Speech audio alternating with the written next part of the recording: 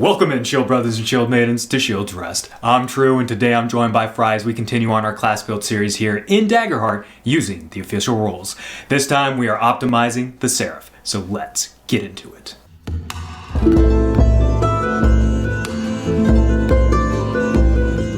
So starting off with the Seraph's class feature and hope feature, the hope feature is going to be life support, and that's exactly that. It's going to basically help you to save one person, one hit point, just clear that off within close range. So you don't have to be right up on them. You can have a little bit of range with them. You don't have to be right there. You can at least help them out if they need it. So can't say no to that. It's not a great class feature, not a great hope feature, but it is a good hope feature when you need it. It's that back pocket move when you have no more healing spells. So can't say no to that.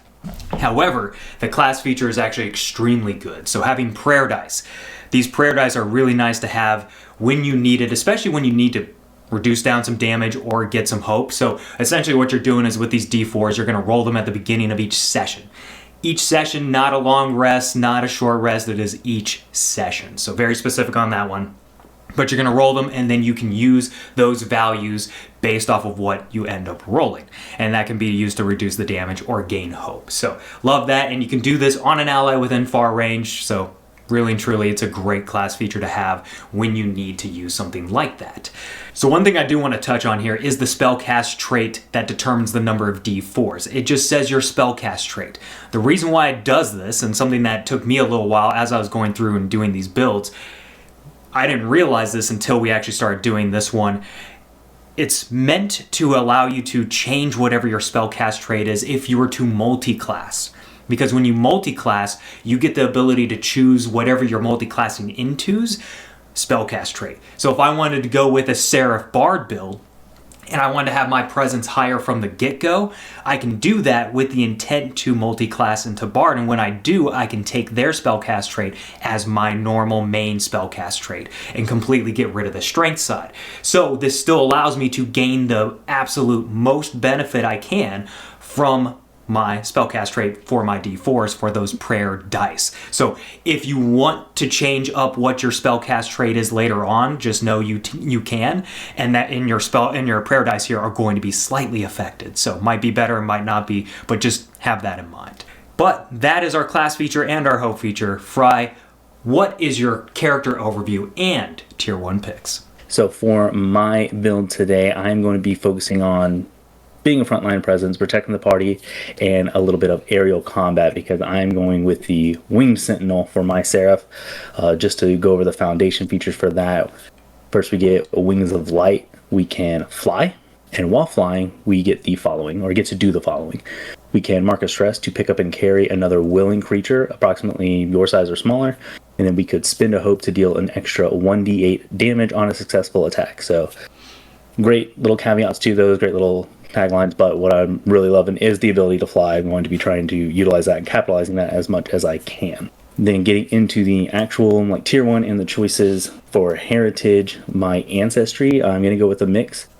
For my first feature, I'm going to go with the Infernus. This allows me to, when I roll with fear, I can mark 2 stress and change it to a roll with hope instead.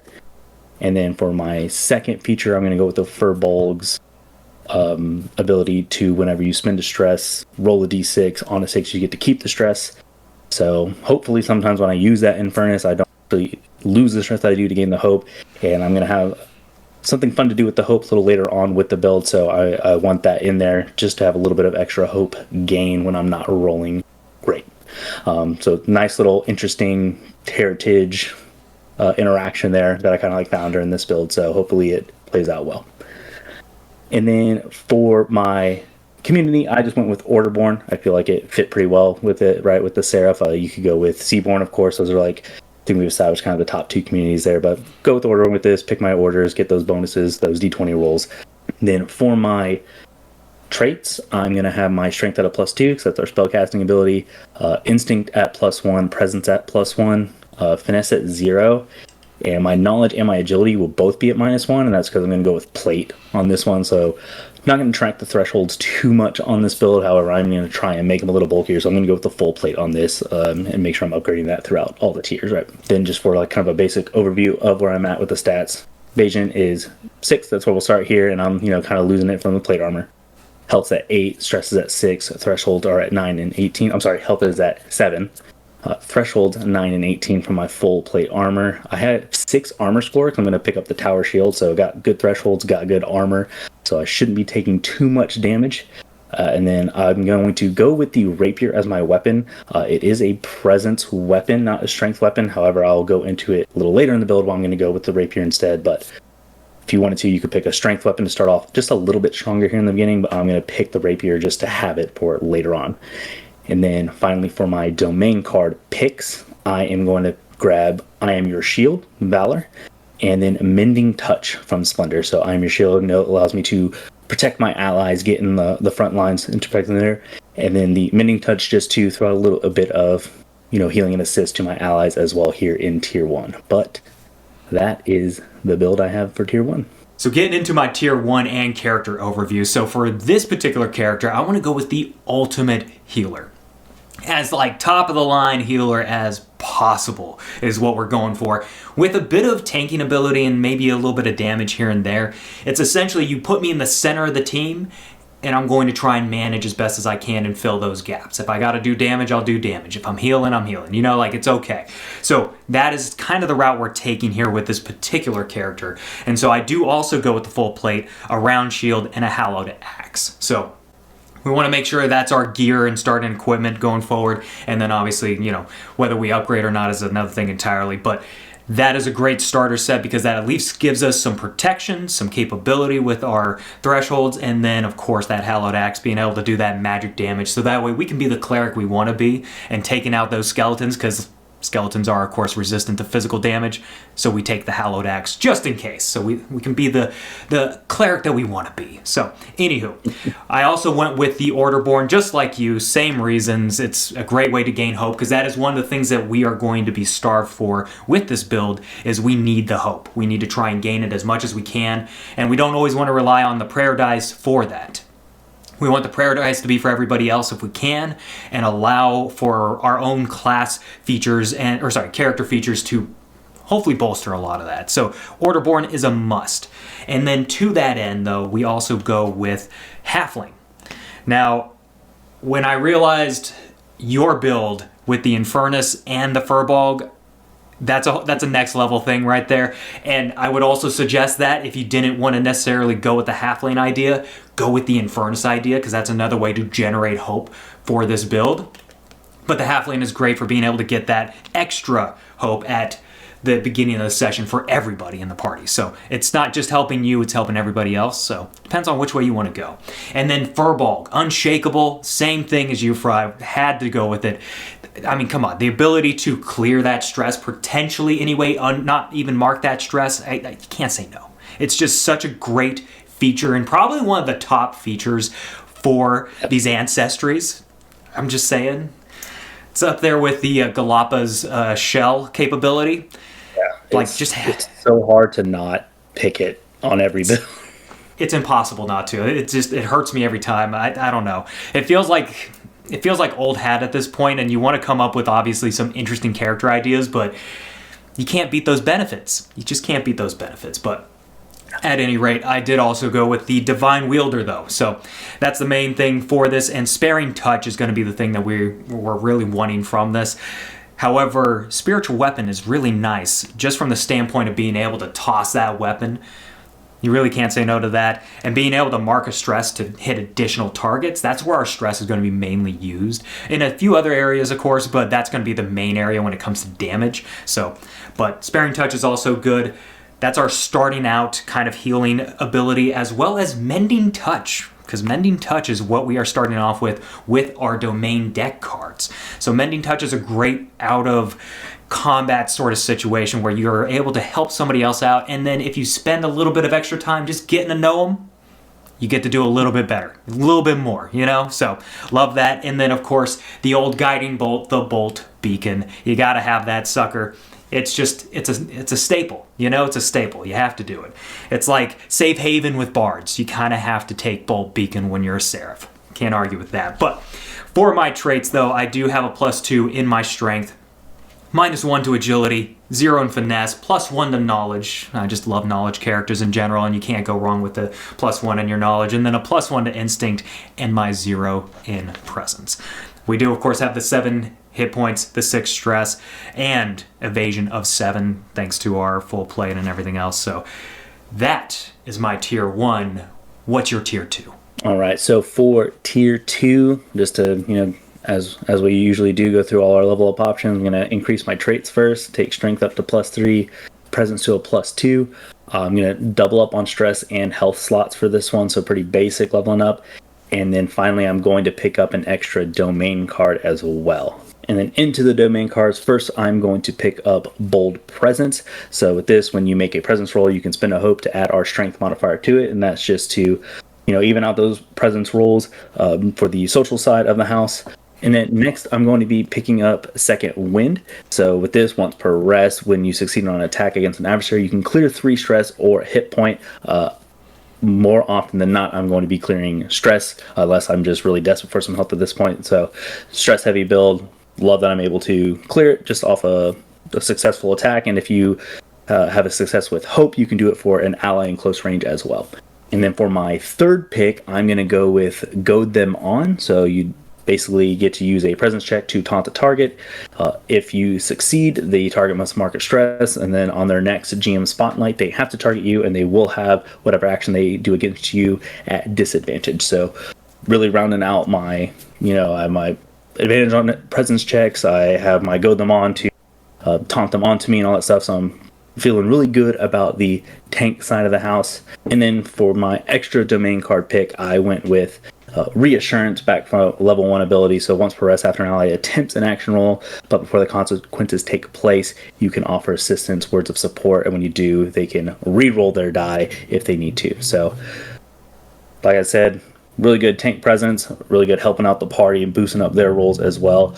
For my loadout, I'm going to carry I'm Your Shield, Mending Touch, Bold Presence, Second Wind, Goad Them On, and then Reassurance is going to sit in my vault. It's a 0 recall, mainly is why it's sitting there, and I just won't need it, I think, as much as the rest, and I can just pull it in whenever I think it's going to be important. But to just kind of round out what my stats are here, Evasion 6 is going to sit low this whole time.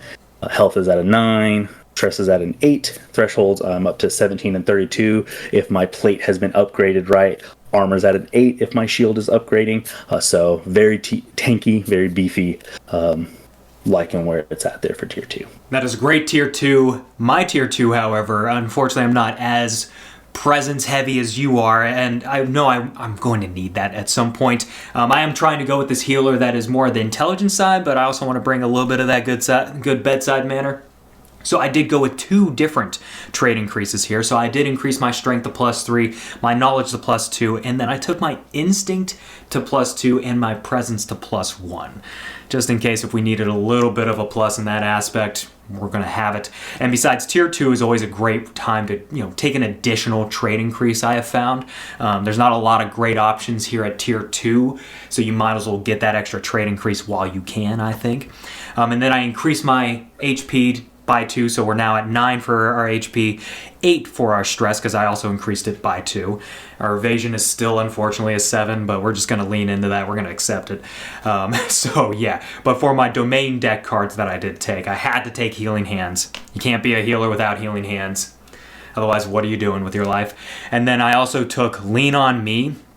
Lean On Me is just a great way to help clear some stress on folk, because I imagine that's going to be happening, and if I'm just throwing my axe around, I'm going to be using that stress to try and hit additional targets. I'm going to have some stress build up. You're going to have some stress build up. Great way to clear that. And then same goes for Second Wind. Same reasons. I took it for the exact same reasons. It's just too good not to have in your arsenal, ready to go when you need it. So, but that's my tier 2, man. It's pretty straightforward. Unfortunately, I don't have a vault like you do at the moment, but we're getting there. So, tier 3, how do you unlock this Seraph here? All right, so for my tier 3 level up option, of course, I'm going to increase my traits. We're going to take strength up to a +4, presence up to a +3. I'm going to double up on health slots, and then I'm also going to increase my proficiency just to make sure I'm doing good damage still on the front lines, and then, of course, upgrading my subclass feature. So For tier 3, I get my specialization feature. We get Ethereal Visage. Your supernatural visage strikes awe and fear. While flying, you have advantage on presence rolls. When you succeed with hope on a presence roll, you can remove a fear from the GM's fear pool instead of gaining the hope. So, this is why I took that rapier in the beginning. Hopefully it's being upgraded as I go on, but basically here, as long as I'm flying, hovering off the ground, I'm in the air, I have advantage on all those attacks, which is going to even out my presence and my strength. They're basically equal kind of at this point, because with advantage, I'm always getting at least a +1 to that attack, hopefully more.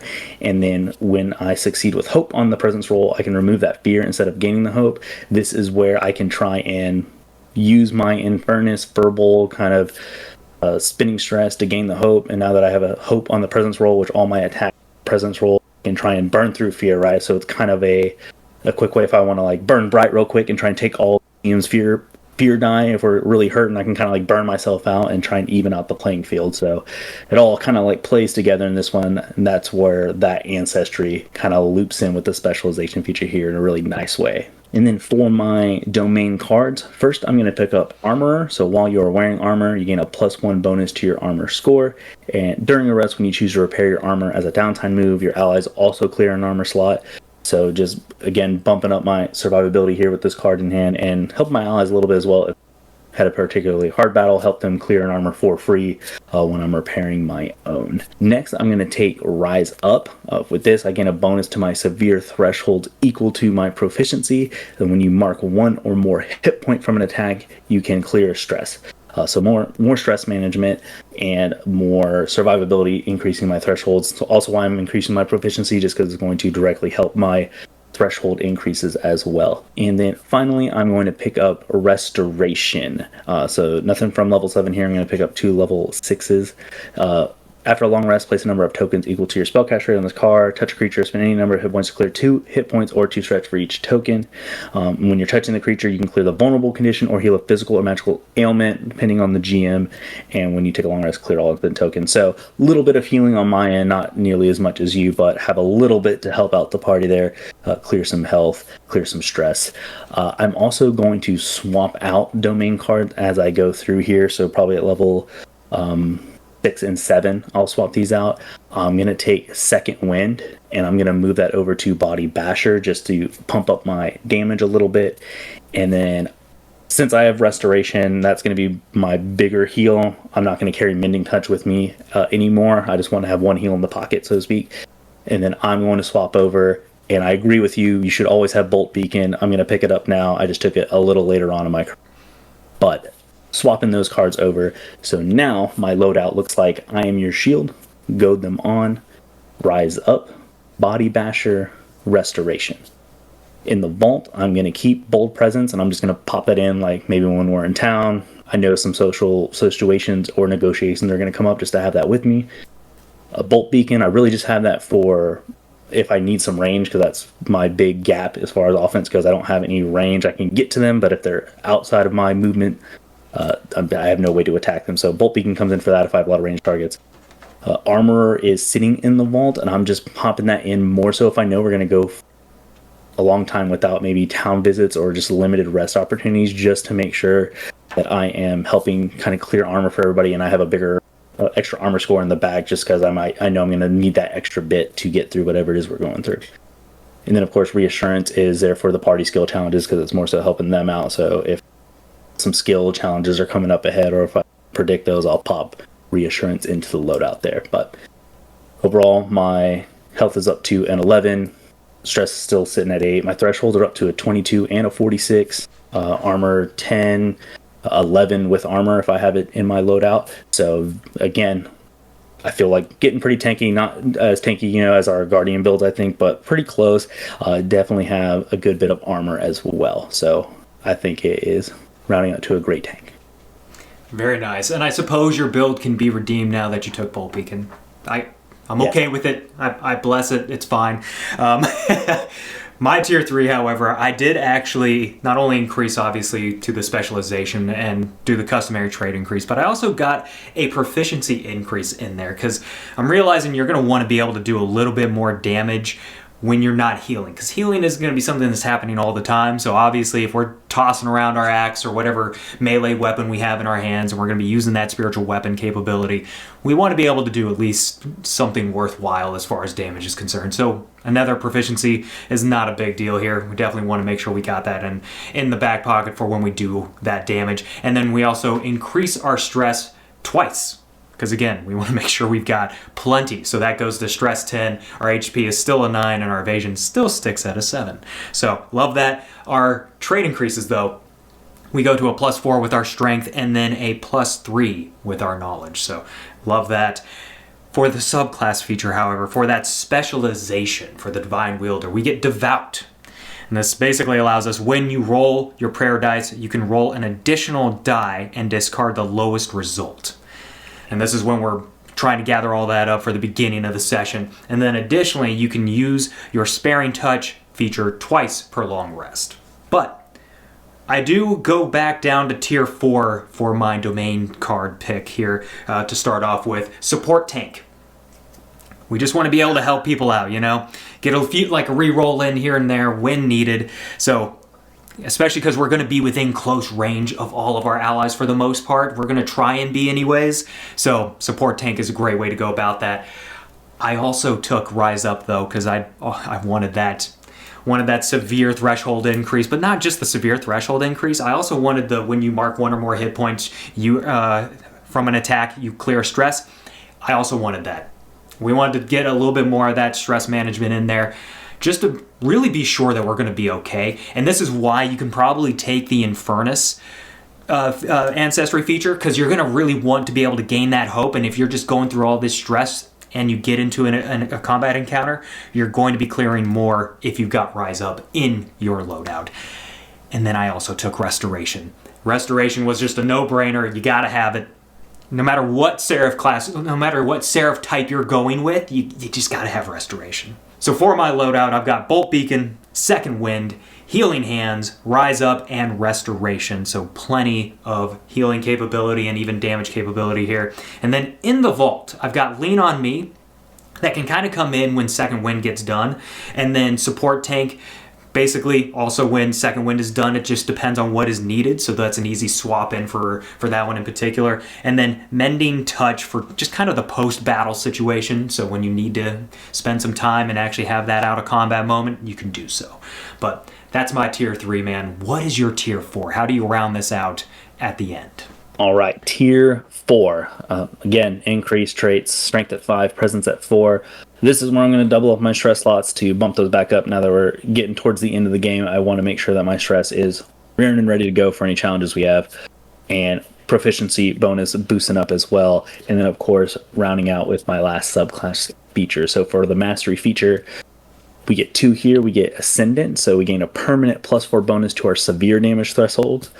And we also get Power of the Gods. While flying, you deal an extra 1d12 damage instead of 1d8 from your Wings of Light feature. So, again, building up on that foundation a little bit. Like you said, both Seraph classes get that nicety. And I do love that as well, when things kind of like, you're not only getting more stuff, but the stuff you already have is getting just a little bit better. So, with that, we'll roll straight into the domain cards. So my first domain card pick, I'm going to go with Stunning Light. So this one, make a spellcast roll to unleash powerful rays of burning sunlight. Anyone within far range, on a success, spend any number of hope and force that many targets you succeed. Reaction roll. If they succeed, they take 3d20 plus 3 magic damage. And if they fail, they take 4d20 plus 5. And they are temporarily stunned. While stunned, they can't use reactions, and they can't take any other action until they clear this condition.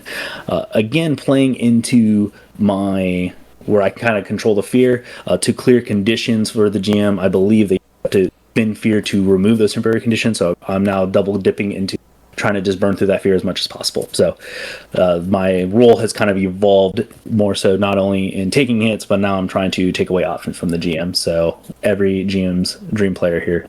Moving on into my next pick, I'm going to go with Salvation Beam. So we make a spellcast roll. 16 on a success, mark any number of stress to target a line of allies within far range. We clear hit points on the targets equal to the number of stress slots marked, divided amongst them however we like. So Again, got a little bit of extra healing there. I think as a Seraph, you do have to take a little bit here and there. It's kind of baked into your class, right? And this is just a great spell to have, especially if, hit the fan real quick and we still have all our stress. I can burn through where my 10 stress slots now and just have that much health to just kind of hand out if we need to. And hopefully I didn't even spend it all. Maybe I'll get half back. So again, tying back into that Firbolg, Unshakable, such a good ability when you have numerous ways to spend a bunch of stress at once. Then finally, I'm going to go with Unyielding as my final pick. Unyielding Armor. When you would mark an armor slot, roll a d6 equal to your proficiency. If any roll a 6, reduce the severity by 1 threshold without marking an armor slot. So not only do we have Unshakable for our stress, we now have Unyielding Arming for our armor. So we're rolling lots of d6s. I love to roll dice, so perfect build for me. And then finally, I'm going to swap out armor. Don't need it as much anymore. I didn't have it very long, but kind of a carryover. But not as useful to me anymore. It's been sitting in the vault probably for the most too. I'm going to go ahead and pick up Life Ward back from level 4. So with this one, we spend 3 hope. Choose an ally. They are marked with the glowing sigil of protection. When they would make a death move, they clear a hit point instead. So if I have failed in my tankiness and my ally would fall, I got this on them to give them one last shot to run behind me and get some protection. All right, and then that takes us to the loadout. So still from the beginning, I Am Your Shield is with me. Goad them on. Rise Up, Body Basher, and I'm going to carry Stunning Light with me. It's a great spell to have. I always want to make sure it is available and ready when I need it. So in my vault, Restoration is sitting there. I'm pulling that in if we need a lot of good recovery. Again, Life Ward more so if I think if I know a big threat is coming or if one kind of jumps on and surprises us, I'm going to pop that in real quick and throw that on my healer or throw that on someone who I think is going to be a target or just a little more fragile. Salvation Beam, like I said, that's my oh shit button. Something big has happened, took us by surprise. I'm going to pull that in, burn through whatever stress I have left, and try and heal everyone back up, get us into a good point. Unyielding Armor, again, when I think I need a little bit more durability. Bolt Beacon for some range, Bold Presence for some social encounters, and then Reassurance still for those party skill checks. So, big things here at the end. My health is at 11, stress is at 10. My threshold are 27 and 64. Severe threshold went up a lot just from the cards and the abilities and all that. So I'm not taking severe damage very often with this build, and I have pretty good armor usage as well. I have 12 armor slots, and it works like my stress where I may not spend them when I use them, and whenever I end up taking 1 health, I get my stress back. So I have a very good balance. I think I'm going to stand on my feet very well with this build. Lasts a lot longer than it looks like it would on paper. So ultimate tank, I think, is where I would put this one. I think he's really there frontline. I would agree with that one for sure. And I think it still harkens back to how we keep building these class builds out for every single one. I can see these two in the same damn party. Yeah. Just going back and forth, you will never die because I'll be healing you, and you'll never run out of armor. It's never a worry, I think, at that point. These class builds keep acting in the same way where these two could easily be in the same party, and they're totally different characters. Even though they're the same class, slightly different on the subclass, because obviously they're a little bit different, but they're not that much different to where it's oh my goodness. But yet they still come out totally different. And I love the way that this keeps happening. But at any rate, that is a great tier 4, man. That is a great tier 4. I think that is a tank to rival the Guardian for sure. I think as far as the thresholds are concerned, I think the Guardian still kind of overtakes on that one if I remember correctly. But you can't beat the capability that you get with the Seraph by comparison to the Guardian. So that is pretty wild. But for my tier 4, to round this whole thing out for this ultimate healer, I did, of course, take the Mastery. It's a kind of a compulsory thing at this point. You almost need it. You almost want it. So for the Mastery in particular, this is where we get Sacred Resonance. When you roll damage for your spiritual weapon feature, if any of the die results match, double the value of each matching die. I think that is crazy. So for example, if you roll 2 5s, they become 2 10s. This is why we've been increasing our proficiency, because we want to have that possibility, which leads me into one of the one of the upgrades here, which is proficiency upgrade. So we go to 6 proficiency here at tier 4. So that's a lot of dice to work with, and the possibility, especially on D8s, it's going to be pretty solid there. So you're going to get a lot of matches, more likely than not anyways. So, and you could even almost go down to a smaller weapon just to try and get those matches if you really wanted to have that likelihood go up for you. Totally fine. Not going to say no to it. But we also increase our trade here, so we want to make sure that we get our +5 to strength and our +4 in knowledge. It's a necessary thing here. Same goes for increasing our stress. We do go up to 11 in stress. Our HP is also increased, so we finally get to 10 hit points, and then our evasion is still our measly 7, so no difference there. For our domain deck cards, though, this is where I think the Seraph really unlocks, and especially from the Splendor deck. The Splendor deck is just extremely good. Really good. I could not believe what we get here with the Splendor deck. So Shield Aura, just on the off chance that you're going to need that, and especially your upfront man, the individual that's taking a lot of those hits, this is a great way to do this, especially when it's just going to cost you 1 stress to do it. I really love what this card can do for you. This is something that may not be in my loadout to start off with, and this is very much so a just-in-case card, but when you need it, you are going to be glad you have it, because my goodness, this is going to come in handy. So, gotta have Shield Aura. I also took Salvation Beam. Salvation Beam, it was a must for me. Salvation Beam was an absolute must for a healer. But the fact that I have 11 stress to work with, and like you said, there is Unshakable. You're going to get some of those slots back. You're not going to mark some of those. So the possibility to be able to do this and still have a good amount of stress remaining, and you can almost nominate all 11 stress if you really wanted to, you're probably going to only mark maybe about maybe about half to 3/4 of them at the worst. Just saying. So can't really go wrong with that one, and that's just a great overcharge. Let me just make sure that everybody's good right now.